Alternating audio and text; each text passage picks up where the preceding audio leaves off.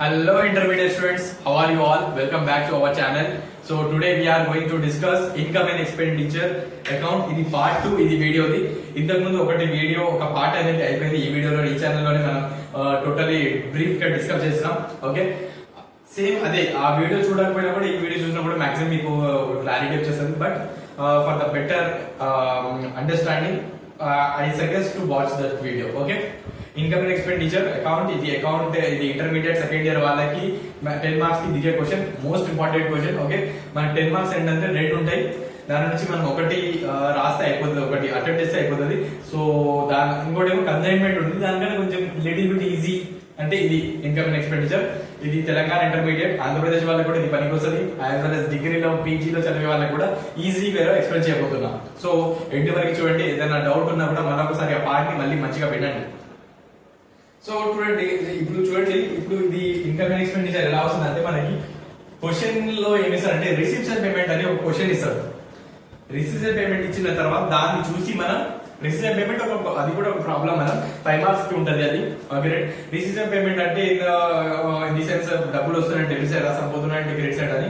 అంటే ఒక చిన్న ట్రాన్సాక్షన్స్ అన్స్ట్రక్చర్డ్ వేలో ఉన్న ట్రాన్సాక్షన్ ఒక డబ్బాలో మన క్వశ్చన్ లో మీకు ఇస్తాడు. ఓకే రైట్, మొత్తం ఒక బాక్స్ లో రాసి ఉంటారు ట్రాన్సాక్షన్స్ అని. ఆ బాక్స్ ఇది అనుకోండి, లెట్ us imagine ఇది receipts and payment. Okay right, debit and credit part, receipts payments. ఇక్కడ ఉన్న రిసిప్ట్స్ అంటే ఇక్కడ ఉన్న పేమెంట్స్ క్రెడిట్ సైడ్ ఉన్న అన్ని ఇక్కడ డెబిట్ సైడ్ రాయాల్సి వస్తుంది, ఇక్కడ డెబిట్ సైడ్ ఉన్న అన్ని క్రెడిట్ సైడ్ రాయాల్సి వస్తుంది.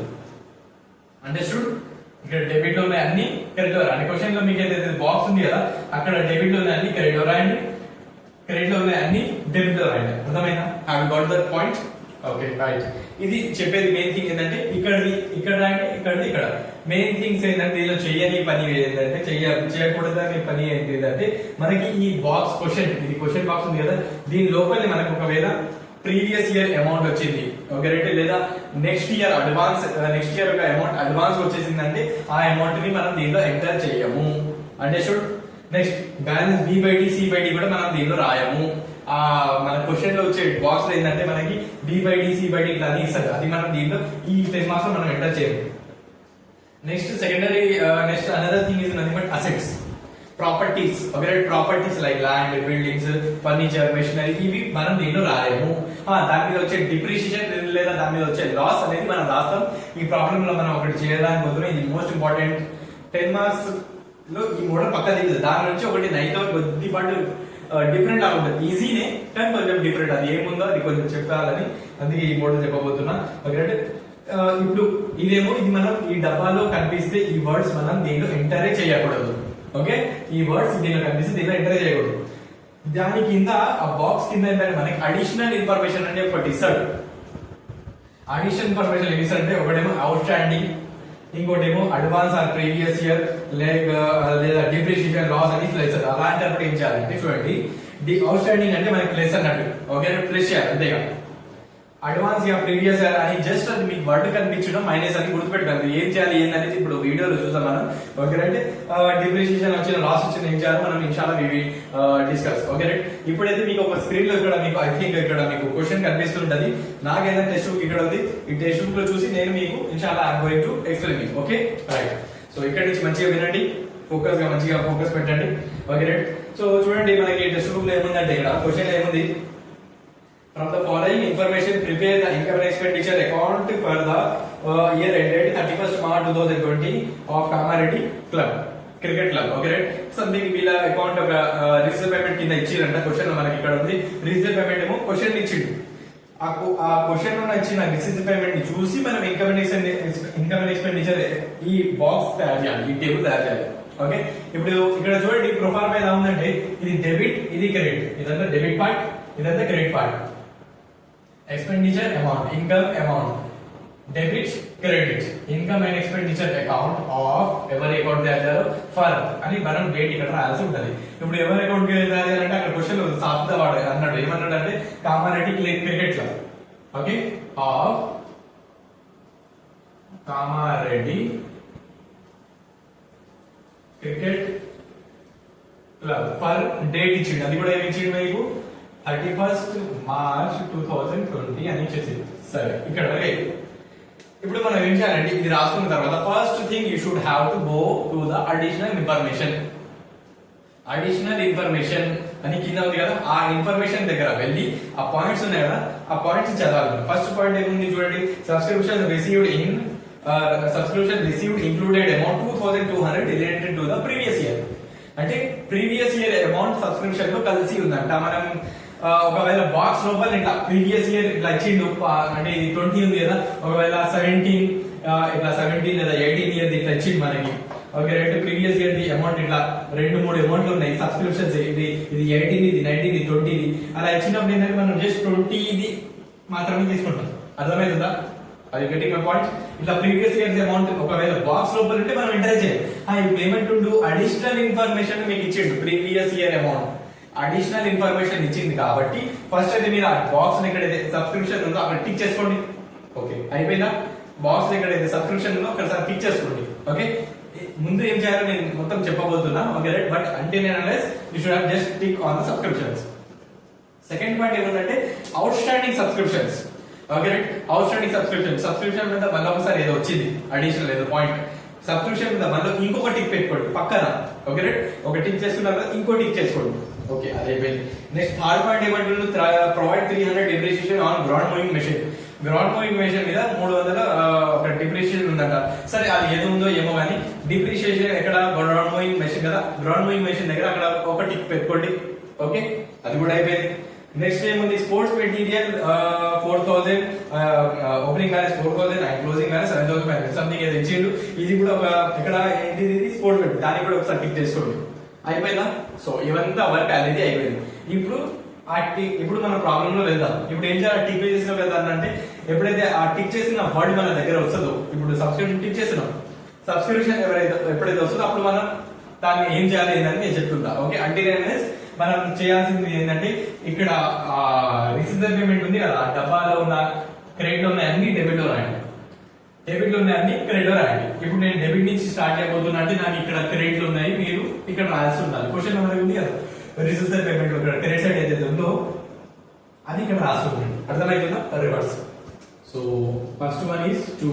ఏముంది చూసాం చూడండి, దీనిలో ప్రాపర్టీస్ రాయకూడదు, అది కూడా గుర్తుపెట్టుకోవాల్సి. ఓకే రైట్, ఫస్ట్ థింగ్ ఏంటంటే సాలరీస్ మనకి ప్రాపర్టీ కదా, అది ఖర్చు మన ఎంప్లాయీస్ కి ఇస్తున్నాం, సో అది రాసుకోవచ్చు. ఓకే, ఫస్ట్ పాయింట్ జస్ట్ ఏంటి అంటే మనం ఇట్లా ఆలోచించుకోవాలి, అది ప్రాపర్టీయా కాదా, అంతేగా. ప్రాపర్టీ ఉందంటే దీనిలో రాయాలి, ప్రాపర్టీ కాదు అంటే దీన్ని రాసుకుంటా. అర్థమవుతుందా పాయింట్, ఫస్ట్ పాయింట్.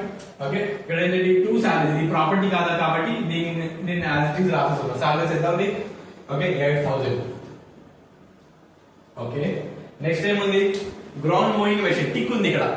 చూడండి, నేను ఏమన్నా అసెట్స్ అంటే ప్రాపర్టీ వాల్యూ దీనిలో అస్సలకి రాయకూడదు. మరి కింద డిస్క్రిప్షన్ డిప్రిషియేషన్ ఇచ్చింది అన్నా కదంటే, డిప్రిషియేషన్ ఈజ్ నథింగ్ బట్ తరుగుదల అన్నట్టు. అంటే మీ మెషిన్ వాల్యూ యొక్క తగ్గింది 300 రూపాయలు, దాని మార్కెట్ వాల్యూ తగ్గింది. ఓకే రైట్, మార్కెట్ దాని వాల్యూ ఇంత తగ్గింది 300 రూపాయలు. అయితే ఇప్పుడు మనం ఏం చేయాలంటే జస్ట్ ఆ 300 మనం ఇక్కడ రాయాలి. మిగతా కొన్ని క్వశ్చన్స్ ఎట్లా అడుగుతాడంటే 10% అని ఇస్తాడు, లేదా 15%. మనం ఏంటంటే ఆ పర్సెంటేజ్ వాల్యూ ఎంత వస్తుంది, ఆ 3000 కి 15% ఎంత వస్తుంది అని తీసేవాళ్ళం. ఇక్కడ తీయాల్సిన అవసరం రాలేదు, డైరెక్ట్ అమౌంట్ ఇచ్చేది. కాబట్టి మనం ఏం చేయాలంటే జస్ట్ డిప్రిసియేషన్ వాల్యూని రాయాలి. లాస్ట్ పాయింట్ అదే, right only depreciation or loss. Machine కి ఎంత లాస్ వస్తుందో, ఎంత డిప్రిసియేషన్ అయితే అదే రాయాలి మనం, దానికి అడిషనల్ గా మనం రాయకూడదు.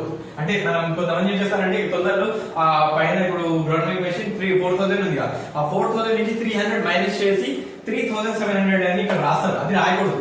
3700 మీరు ఒకవేళ రాస్తున్నారంటే, మైనస్ చేసి రాస్తున్నారంటే ఇట్ మీన్స్ అదేంటిదంటే మీరు మెషిన్ వాల్యూ రాస్తున్నారు అన్నట్టు.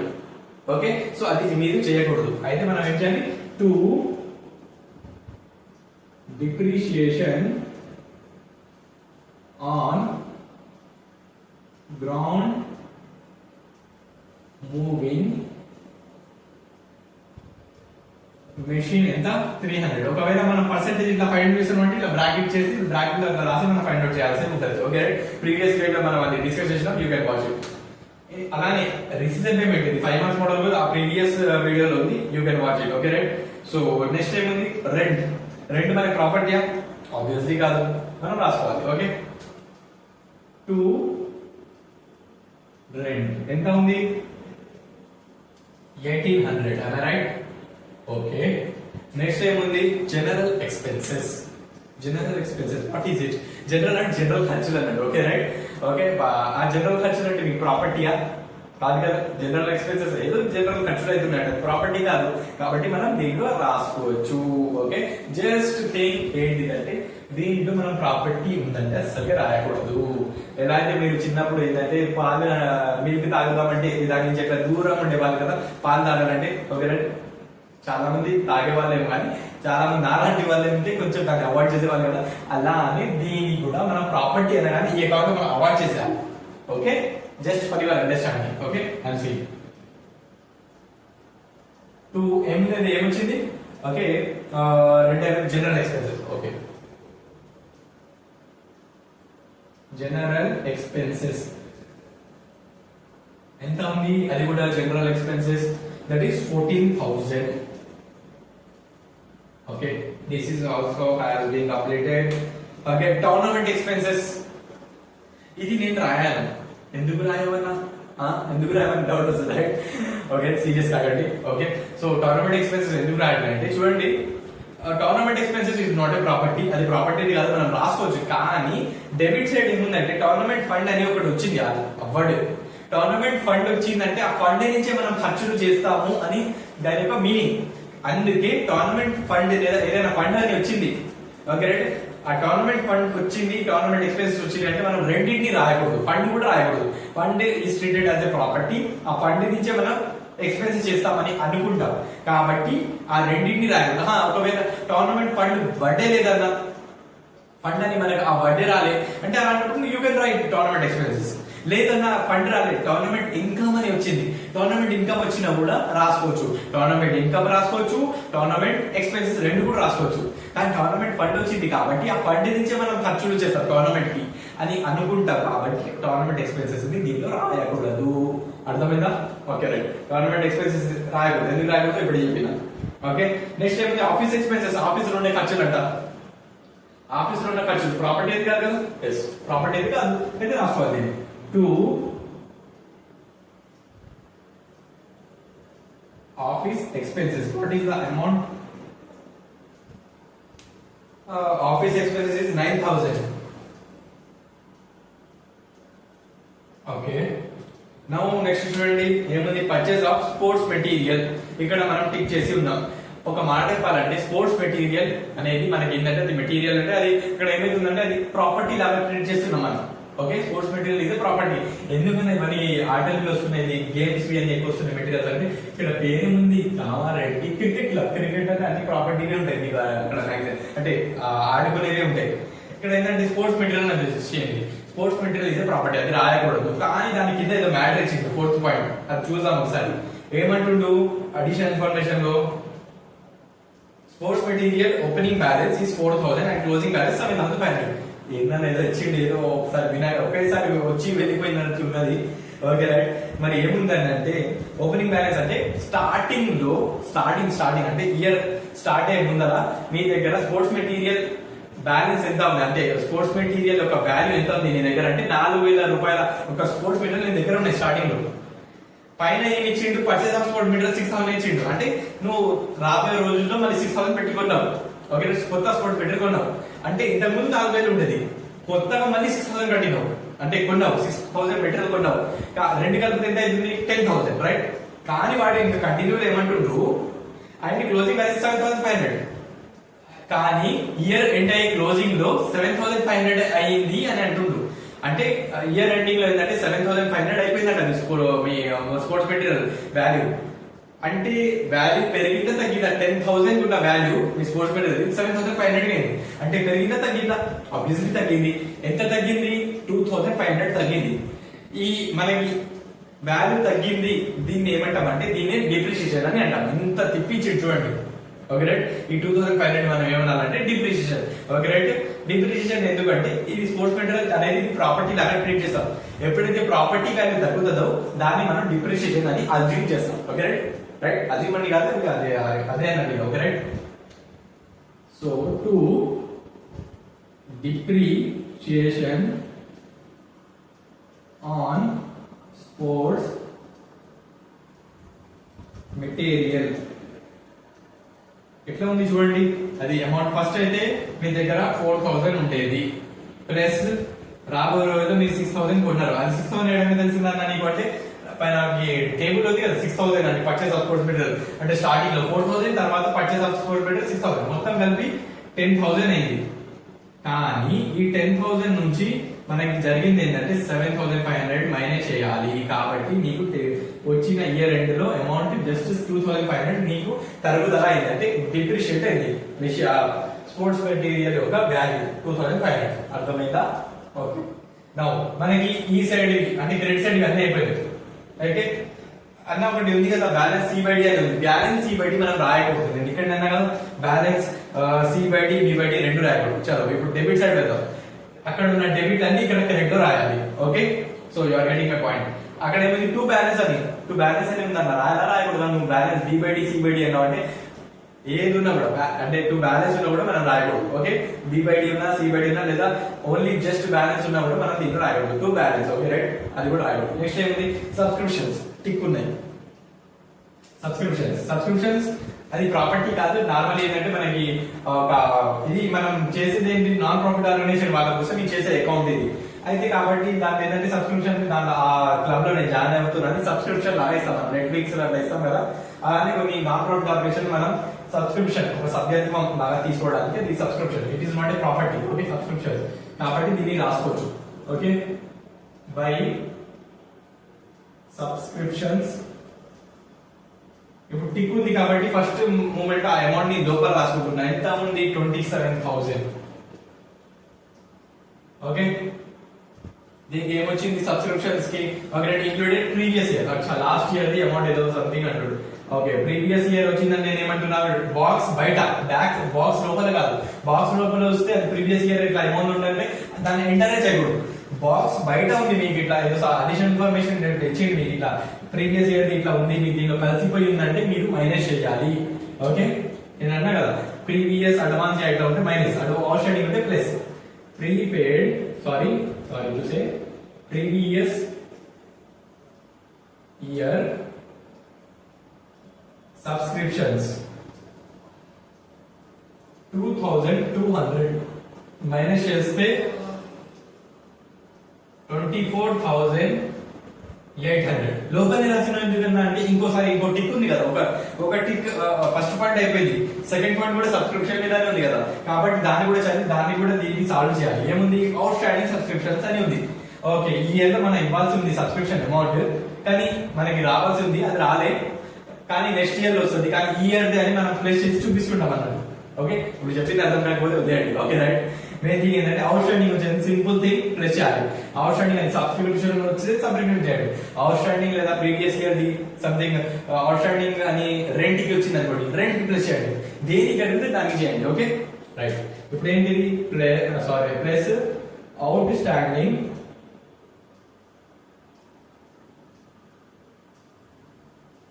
సబ్స్క్రిప్షన్స్ ఎంత ఉంది? Out standing subscriptions outstanding it is 1,000, right? 25,800 ఇది అయిపోయింది. చలో, now it has been completed. alhamdulillah. now దాని కింద గవర్నమెంట్ ఫండ్ అదే అసలుగా రాయకూడదు అన్న. దాని కింద ఏముంది లెగసీస్ అంటే ఏంటంటే వీళ్ళం అన్నట్టు ఒకటి ఒక సర్టెన్ పర్సెంట్ చనిపోయే ముందర ఏంటంటే నా ప్రాపర్టీ ఇట్లా రాసిస్తున్నా అంటారు కదా, లెగసీ ఒకటి ఒక వారసత్వం కైండ్ ఆఫ్. అయితే అది ప్రాపర్టీ లాగా చూస్తాం కాబట్టి దాన్ని కూడా రాయకూడదు. నెక్స్ట్ ఏముంది ఎంట్రన్స్ ఫీ అంటే జస్ట్ ఎంటర్ అవ్వడానికి ఇస్తున్నాం మనం, that is not treated as property కాబట్టి దాన్ని రాయొచ్చు. బై ఎంట్రన్స్ ఫీ ఎంత ఉంది? 1,000. ఓకే, నెక్స్ట్ ఏముంది డొనేషన్స్ పర్ గ్రౌండ్. ఇక్కడ చూడండి డొనేషన్స్ నార్మల్ జస్ట్ డొనేషన్ అనే ఒక వర్డ్ ఇచ్చింది అనుకోండి, అది మీరు రాసుకోవచ్చు. నార్మల్ జస్ట్ డొనేషన్ అని వర్డ్ ఇవ్వాలి, వర్డ్ ఇస్తే రాసుకోవచ్చు. కానీ ఎట్లా ఇచ్చిండు donation for ground, donation for filters, donation for material, ఒక స్పెసిఫిక్ దీనికోసమే డొనేషన్ ఇస్తున్నా అని వాడు మెన్షన్ చేస్తే దాన్ని మనం దీనిలో ఎంటర్ చేయకూడదు. ఓకే, ఇంకోటి థర్డ్ థింగ్ ఏంటంటే నార్మల్ గా డొనేషన్ అని ఇచ్చిండు, డొనేషన్ అని ఇచ్చినా కూడా 10,000 లోపల ఉండాలి అమౌంట్. 10,000 కూడా 10,000 కన్నా చిన్న ఉండాలి అమౌంట్. నార్మల్ డొనేషన్ ఇట్లానే ఇచ్చిండు, జస్ట్ డొనేషన్ 2 డొనేషన్స్ అని ఇచ్చిండు, 8,000 అని అమౌంట్ ఇచ్చిండంటే అది మీరు రాసుకోవచ్చు. కానీ డొనేషన్ అమౌంట్ 10,000 లేదా 10,000 కన్నా ఎక్కువ ఉన్నా కూడా మనం రాసుకోకూడదు. అలానే ఈ స్పెసిఫిక్ ప్రొడక్ట్ దీనికోసం ఇస్తున్నా, వీళ్ళ కోసం ఇస్తున్నా అని అంటా కూడా రాయకూడదు donation. Just normal donation, normal word ఉండాలి డొనేషన్స్ అంతేగా. అది కూడా 10,000 లోపల మనకి అమౌంట్ అనేది అంటూ ఉండాలి. ఓకే, దట్ ఈస్ అదే.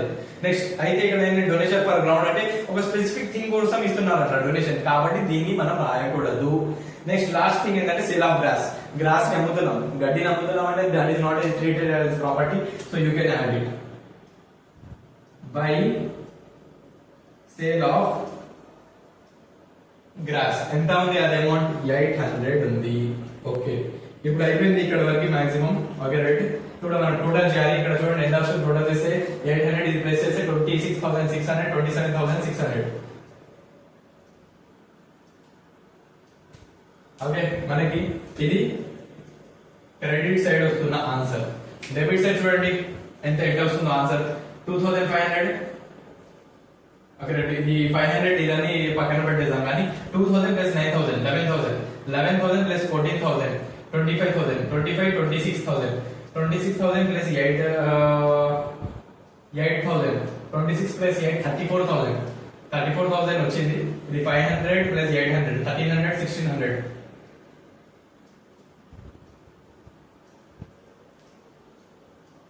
1,600. సో టోటల్లీ మనకి కలిపేస్తే ఇట్ ఈస్ నియర్లీ 35,600 వస్తుంది. ఓకే, డెబిట్ చూడండి, డెబిట్ సైడ్ 35,600 వస్తుంది, క్రెడిట్ సైడ్ 27,600 వస్తుంది. రెండింటి నుంచి ఎక్కువ ఉన్న అమౌంట్ ఏంటిది, ఆబ్వియస్లీ డెబిట్ సైడ్ ఎక్కువ ఉంది కాబట్టి ఎక్కువ ఉన్న అమౌంట్ 2 సైడ్ రాయండి. 35,600 అండ్ 35,600. ఇప్పుడు ఎక్కువ ఉన్న అమౌంట్ నుంచి తక్కువ ఉన్న అమౌంట్ మైనస్ చేయండి. ఎక్కువ ఉన్నది ఏంటిది, ఇది. తక్కువ ఉన్నది ఏంటిది, ఇది. మైనస్ చేయండి ఒకసారి.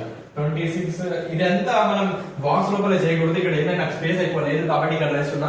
మీరు ఏంటి అంటే ఎగ్జామ్ అయితే ఉంటుంది కదా, ఒక రైట్ ఆన్సర్ షీట్ లో లాస్ట్ రఫ్ అండ్ రాసి ఇంక్రిడియేటర్ సైన్ చేసుకుని అక్కడ క్యాల్కులేషన్ చేస్తుండండి. ఓకే, ఇప్పుడు నేను మైనస్ చేస్తున్నా 0 0. ఓకే రైట్, ఇది కూడా 0. ఓకే, 8,000 వస్తుంది. ఎక్కడ తక్కువ ఉంది అమౌంట్, డెబిట్ లో తక్కువ వచ్చింది, క్రెడిట్ లో తక్కువ వచ్చింది. డెబిట్ లో 35 వచ్చింది, మీకు 27 వస్తుంది. అంటే ఎక్కడ తక్కువ వచ్చింది, క్రెడిట్ లో తక్కువ వచ్చింది. క్రెడిట్ లో ఒకవేళ మీకు తక్కువ అమౌంట్ అంటే ఐ మీన్ ఎక్కడైతే తక్కువ వస్తుంది అమౌంట్ అక్కడ రాసేయండి అది 8,000. చూడండి సింపుల్, ఏం లేదు. ఇది ప్రాసెస్ ప్రకారం మొత్తం చేసిన తర్వాత టోటల్ చేస్తున్నా.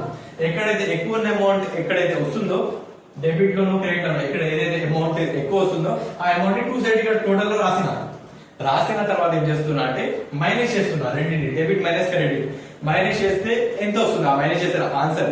ఆ వచ్చిన ఆన్సర్ ని ఏం చేస్తున్నా అంటే మనం ఎక్కడ తక్కువ వచ్చింది, మనకి డెబిట్ ఆన్సర్ తక్కువ వచ్చిందా టోటల్ చేస్తే, లేదా క్రెడిట్ లో తక్కువ వచ్చిందా అని నేను ఆలోచిస్తున్నా. నాకు క్రెడిట్ లో తక్కువ వచ్చింది, టోటల్ 27 వచ్చింది, ఇక్కడ 36 35 వస్తుంది కాబట్టి ఇక్కడ నేను రాయండి. ఇక్కడ తక్కువ వచ్చిందో ఆ 8,000 నేను ఇక్కడ రాస్తున్నా. ఇప్పుడు ఏంటిదంటే మనకి ఆన్సర్, మనకి ఒకవేళ క్రెడిట్ లో ఆన్సర్ తక్కువ వస్తే మనం ఏం రాయాలంటే డెఫిషియెంట్ అని రాయాలి. ఓకే, క్రెడిట్ లో ఆన్సర్ తక్కువ వస్తుందంటే దానికి వర్డ్ ఎంత వాడాలంటే బై డెఫిషియెంట్. ఒకవేళ డెబిట్ లో తక్కువ వస్తే 2 సర్ప్లస్. 2 ఎట్లా వచ్చిందంటే ఇదైతే మనం అన్ని రాస్తాం 2 అని రాస్తాం, సర్ప్లస్ అని రాయాలి. అదే సేమ్ అన్నమాట. ఒకవేళ ఇక్కడ తక్కువ వస్తుంది కానీ నాకు ఇక్కడ రాలే కదా, ఇక్కడ వచ్చింది. డెఫిషియెంట్ అంటే ఎట్లా అంటే మనకి మిగిలలే. ఓకే రైట్, అమౌంట్ మిగిలకుండా ఇంకా ఇంత తక్కువ పడుతుంది అని దాన్ని చెప్పడానికి డెఫిషియెంట్ అని అంటారు. ఓకే రైట్, ఆబ్వియస్లీ ఖర్చులు ఎక్కువైనాయి, ఇన్కమ్ తక్కువైంది కదా, ఖర్చులు 35 అయినాయి, ఇన్కమ్ 27 అయినాయి, అంటే ఈ మిగిలిన అమౌంట్ 8,000 ఇట్లా వచ్చింది. ఓకే, అర్థమైందా? So this is the thing, this is the way to solve the 10 marks income and expenditure in easy way. So ఇక్కడ ఏదైనా డౌట్ ఉంటే మళ్ళీ ఒకసారి ఆ పార్ట్ ని మంచిగా చూడండి. ఏదైనా డౌట్స్ ఉన్నా కూడా మన ఛానల్లో ఇక్కడ ఈ వీడియోలోని కమెంట్ సెక్షన్ లో కమెంట్ చేయండి. ప్రీవియస్ పార్ట్ యొక్క వీడియో కూడా చూడండి, అది డిస్క్రిప్షన్ లో అది లింక్ పెడుతున్నాం. So thank you for watching. Like చేయండి, సబ్స్క్రైబ్ చేయండి. Okay, thank you for watching.